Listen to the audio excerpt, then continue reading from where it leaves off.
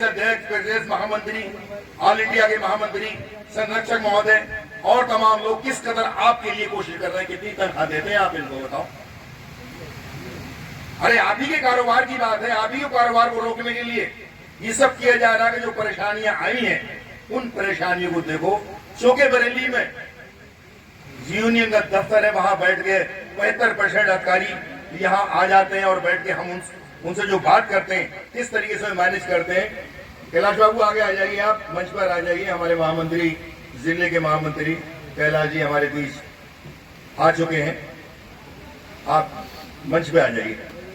तो किस तरीके से मैनेज किया जाता है, किस तरीके आपके लिए लड़ाइयां लड़ी जाती हैं, इसका आपको अंदाजा नहीं है, क्योंकि आप सिर्फ भट्टा चला रहे हैं और हम लोग जो है आपके भट्टे चलने वाले भट्टे को किस तरीके से ये चलना चाहिए, कहां कहां कौन कौन से दाव पेच इस्तेमाल करना है, वो कोशिशें हमें करनी पड़ती है। और उसी का नतीजा है कि अल्लाह के फजल करम से आप लोग आराम से अपने भट्टों को चला रहे हैं।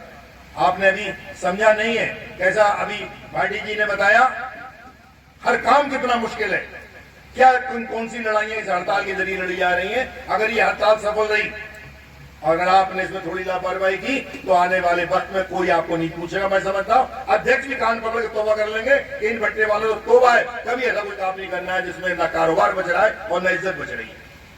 थोड़े से अपने मफाद के लिए अभी हमारे बब्बू भाई बैठे हैं, आप इनसे पूछिए, इनकी अंदर से ईंट बिकती है, कभी निकासे वाले ने 1000 ईंट बाहर नहीं निकाली, आज पूछिए 12 लाख अब्बल के बाहर लगी हुई है।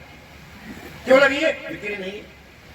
मैं बब्बू भाई से पूछता था तो कहते थे फकीर की दुआ लगी हुई है मुझे कि तेरी अंदर से ही निकलेगी, बाहर एक भी नहीं रहेगी। हमेशा बब्बू भाई ने मुझे ये बताया। लेकिन हालात, बाजार का हिसाब इस तरीके का है कि भाई क्या किया जाए। आप देख रहे हैं मार्केट में कोई दम नहीं है, आप जानते हैं बखूबी मार्केट में कोई दम नहीं है, लेकिन इसके बाद भी चालाकी। तो ये चालाकी में कोई शख्स ना रहे, कतई दिमाग से निकाल दे। हमको सब पता है, हमसे तो कुछ हुई है ही नहीं बात, कौन कैसे किस तरीके काम को कर रहा है, तो दाई से पेट नहीं छुपता। तो आप इस बात को बिल्कुल दिल के अंदर बिठा लें कि हम संगठन के साथ हैं, हम प्रदेश और इंडिया के साथ हैं। इन्होंने जो 10 नवंबर तारीख रखी है, उम्मीद करके चले आप कि 10 नवंबर में आपने भारी भरकम भीड़ की और दिल्ली के अंदर अपनी मौजूदगी दर्ज कराई, तो हो सकता है कि उसमें ही सारी हमारी बातें मान ली जाए। जब हम पिछले तजर्बा देखे हुए हैं, हमारे पूरे पहले अध्यक्ष है आप गोयल साहब, शायद इनके उसमें हम दिल्ली गए थे, पानी की बौछार हुई और पार्लियामेंट थाने में हम सबको ले जाया गया, वो हमारी गिरफ्तारी मानी गई। जितने प्रोग्राम चल रहे थे सारे खत्म हो गए, सिर्फ भट्टे वाले थे वहां पर। वहां प्रधानमंत्री कार्यालय से 6-7 लोगों को बुलाया गया और घंटे 2 घंटे में खबर आ गई आपकी मांगों को मान लिया गया है। तो यही मेरे ख्याल से 5-6 किलोमीटर में जुलूस हमारा चल रहा था। आप लोगों को याद होगा एक वो लड़की का रेप कांड हो गया था, जिसकी वजह से उस जुलूस में मीडिया उस जुलूस को कवर नहीं कर पाई, वरना आप देखते कि उस जुलूस की हालत क्या थी। इसी तरीके इस बार भी आप जोर शोर लगाकर 10 नवंबर को दिल्ली में अपनी मौजूदगी दर्ज कराना है। हो सकता है कि आपकी भीड़ भाड़ से हमारे संगठन के लोगों को बुलाकर वही खत्म कर दिया जाए, क्योंकि कोयले की बात है तो वो भी सेंट्रल का मामला है, जीएसटी की बात है तो वो भी सेंट्रल का मामला है। बाकी समस्याएं सब यहाँ से हल होने वाली है। जो समस्याएं हैं उसके बारे में कई दौर की बात माननीय मुख्यमंत्री जी से, माननीय मंत्रियों से, सुरेश खन्ना जी, इनसे भी कई बार दौर की बात हो गई और उसका फायदा भी मिला है। जैसा आपने प्रदूषण में 2012 से पहले के भट्टे वालों को लाइसेंस दिए जा रहे हैं। ये लाइसेंस वो है जहाँ 5 और 10 लाख रुपए देके भी आदमी नहीं बनवा पाता, तो आज फ्री में वो काम होने जा रहा है। तो ये सब संगठन की और यूनियन की बात है। इससे हटके अगर आप कोई बात अपना फैसला करेंगे, अलग बात है, किसी ने ध्यान नहीं दिया, आप भट्टा चला रहे हैं, किसी को क्या मतलब पड़ा हुआ है। हम लोग भट्टा चलवाने के लिए हमें अध्यक्ष बनाया, रुकवाने के लिए थोड़ी बनाया है। हम भी मजबूर हो जाते हैं कि हमसे और लोग कहते हैं खुला भट्टे वाला नहीं मान रहा है। हम नहीं जाते कि खुशामद करने के लिए, हम नहीं कहेंगे, हम अपनी बात उन तक पहुंचाना चाहते हैं, वो समझ लें हमारी बात को कि अगर उन्होंने ये गलती दोबारा से की तो उनके खिलाफ 100% दरख्वास्तें हर विभाग के अंदर पहुंच जाएंगी। वो समझ लें दिमाग के अंदर बहुत हो गई है।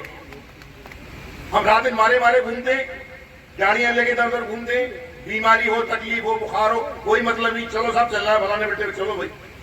ये रामपुर से आगे बैठे हैं, कितनी दूर से मैंने हमारे में दीदी ये आगे बैठे हैं, आपकी खातिर हमारी खातिर, और हम इस बात को ना रखें, हमारा कारोबार है भाई हैं। और फिर तकदीर से बढ़ के तो कोई चीज मानने वाली नहीं है। हम देखते हैं कि भाई जो भी मिल रहा है नसीब से ही मिल रहा है, मेहनत करो मिल रहा है नसीब से ही। तो जब संगठन में या कहीं भी जहां 4 लोग या 100 लोग इकट्ठा होते हैं, उनमें जो आदमी बात उनकी नहीं मानता वो ख्वार आदमी कहलाता है। उसकी पैसा तो दुनिया कमा लेती है, रंडी भी कमाती है और लोग भी कमाते हैं, लेकिन अपनी इज्जत देखिए।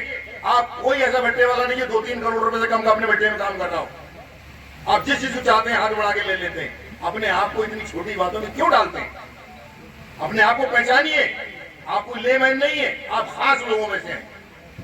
आज कहीं रिश्ते नातों की बात भी होती है तो आदमी कहता है वो अरे यार भट्टे वाले हैं, भले वो कितने % का शरीक हो, लेकिन उसका नाम आता है कि भट्टे वाले। आज तो भट्टे वाले तो अलग रह गए, भट्टे में जो मुंशी लोग रहते उनकी भी कदर देखिए आप, कितनी कदर है। मेरे साहब फलाने साहब क्या ये मुंशी है। तो अपने आप को पहचानिए, छोटी बातों को छोड़िए और इंशाअल्लाह ताला ऐसा नहीं है ये बार बार पेशगी की बातें चल रही है कि हमारी पेशगी खत्म हो गई, कि हमारा कारोबार खत्म हो गया।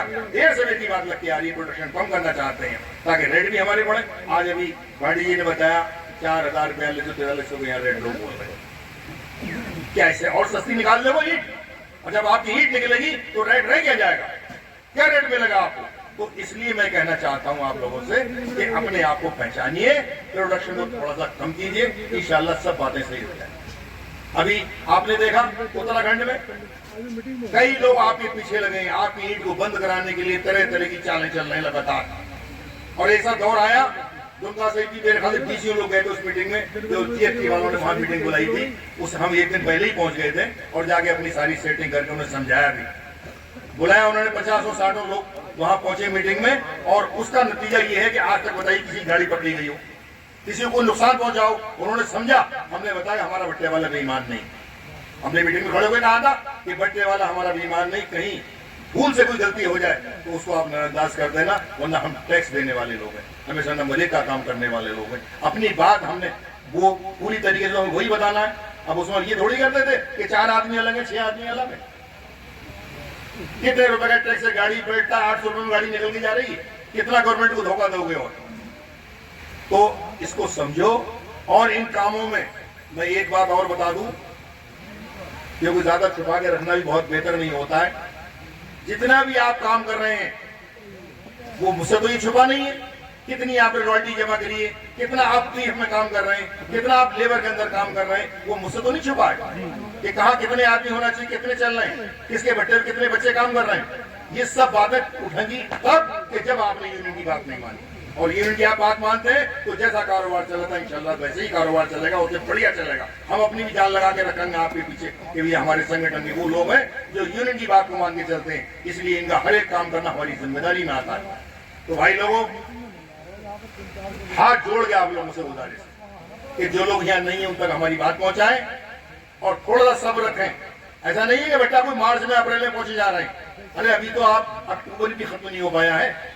वो तो बात ये है कि हड़ताल हो गई और हम लगातार मीटिंगें कर लें तो आदमी के दिमाग में कंट्रोल जैसी बात लग रही है कि जल्दी से सुबह काम कर लूंगा। हफ्ते नहीं बांट पाएंगे बहुत से लोग, 75% लोग हफ्ते बांट लें।